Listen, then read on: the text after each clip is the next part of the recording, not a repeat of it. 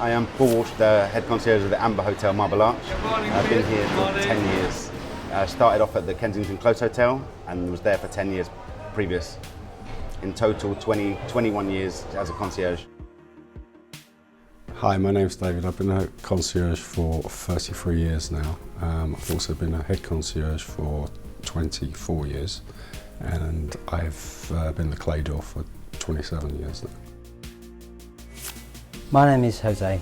I'm the head concierge at the Milestone Hotel and Residences. I started my career in hotels at the Langham Hotel located in Oxford Circus in 1997.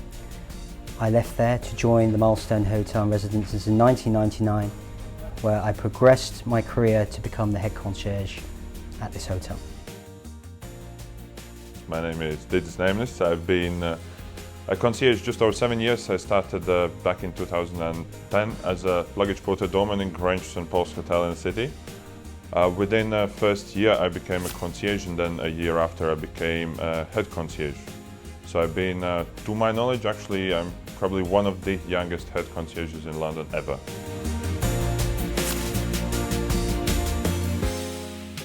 I don't think we're the superheroes. I think the families are, the dads, the husband, the wife, who's looking after their family.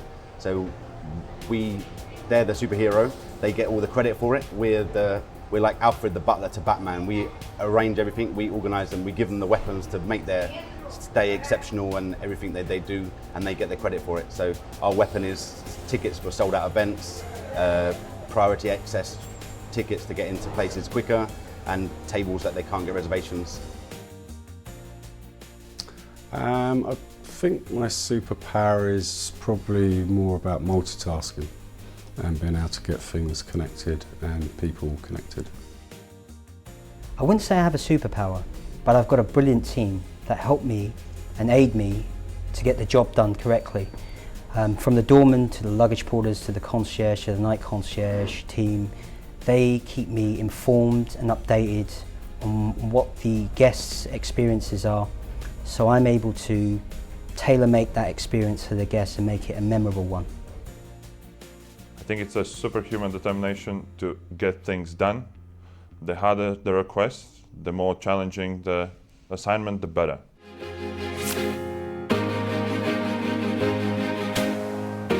We have many unusual requests at the Milestone Hotel and Residences. One of my favourite ones was to organise a horse and carriage ride for a lady who was celebrating her birthday. The trip was to end at Fortnum & Mason's, which was her favourite shop that she enjoys shopping at, and she was absolutely blown away when the horse and carriage arrived.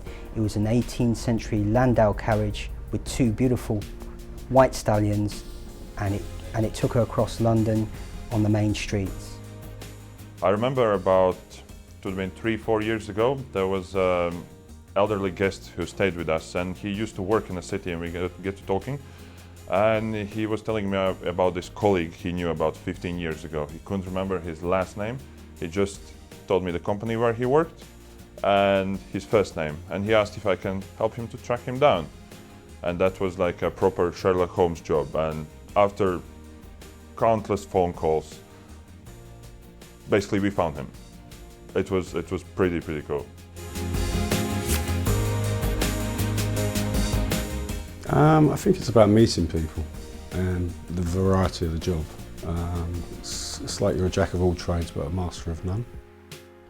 I enjoy being a concierge because you get to meet different people from across the world and you get to share experiences.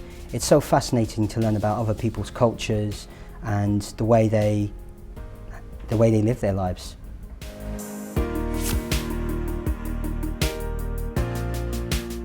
For all you future concierges, it's all about being patient, working hard, and a lot of training.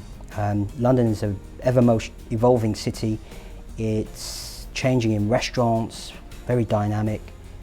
Please learn. Stay on top of the game.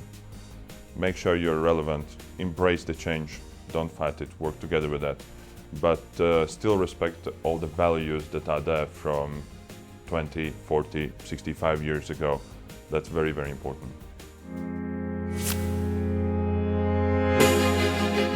Typical day in the life of a concierge.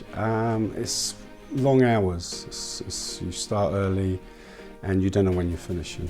That's the only thing I'd say. A lot of the time, you know, because you're going out in the evening to network and events and restaurants and trying to do different things. So it's one of those kind of jobs that you've got to be prepared. It's not a 9 to 5 job. You're going to be in anything between 7 and 8 o'clock in the morning. It just depends on the guest demands and you move around the business. There are no typical days in the life of a concierge. But being a concierge, I believe it's sort of a 24 hours commitment. When I wake up, the first thing I would be doing, I would be checking the news, social media. On my way to work, I would be already aware of what tube lines are closed. You are all the time on. Like, let's say I would be coming down the escalator on the tube. I would be checking the adverts on the side to make sure I'm up to date, up to speed with everything. So it's a way of, I would say it's probably a way of life, and there's no typical days. It's sort of a state of mind, if you may. Say my favourite would be Leeds Castle, Canterbury and Dover. I just think it's a sort of pinnacle of a tourist's choice. It's like a proper English castle with amazing views and it's very picturesque. Evans & Evans tours offer a great variety of sightseeing in and out of London. In particular, my favourite would be the Stonehenge and Bath. You get to experience UNESCO World Heritage Sites, actually getting in and seeing it yourself, and it's a great experience, magical experience. The added bonus here is that you get to travel in a luxury coach, which is a Mercedes-Benz. You get complimentary Wi-Fi to keep you occupied on that long journey.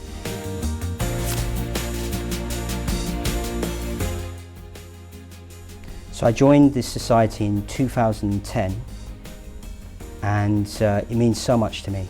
I once served as the publicity officer for the society, and that took my journey to Mendoza, Argentina, where I met my wife, who was also a Golden Keys member. I owe a lot to this society. It's contributed to a lot of my happiness in my life, having met my wife, in service through friendship.